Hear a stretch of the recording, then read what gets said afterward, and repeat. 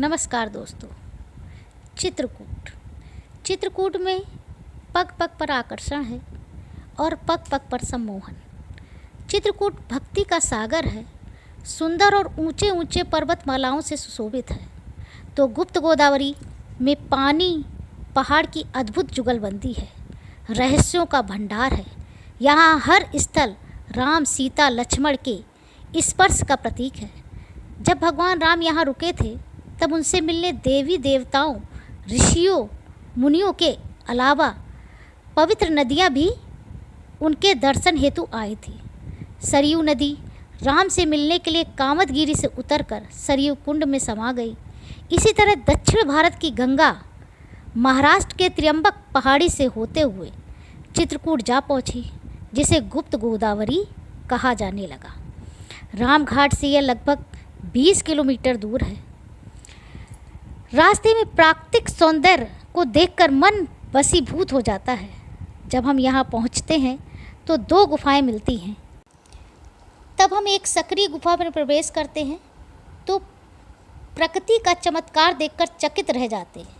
यहाँ जल, जंगल और पहाड़ का मेल देखकर मन प्रफुल्लित हो जाता है। यहाँ 2 गुफाएं हैं और दोनों बहुत अद्भुत हैं। पहली गुफा सूखी गुफा है, जहाँ भगवान राम का राम दरबार लगा हुआ है। यहाँ लोग भगवान श्री राम को श्रद्धा से शीश नवाते हैं। विंध्य पर्वत को देखकर लगता है कि ये कैसे बना होगा,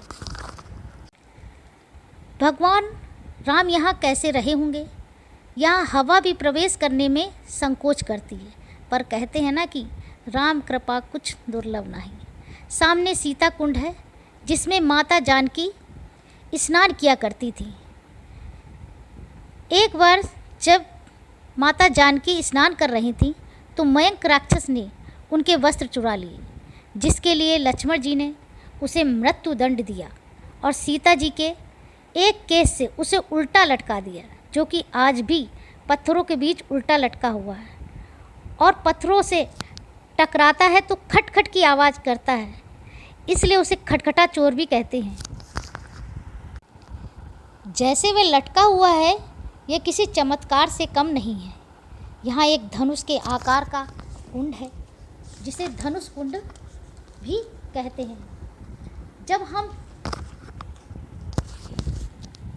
दूसरी गुफा में प्रवेश करते हैं तो जल ही जल दिखाई देता है।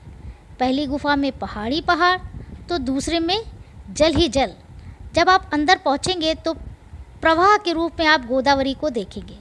इसके आगे मार्ग नहीं है, वहीं से वापस आ जाएंगे। इस तरह गुप्त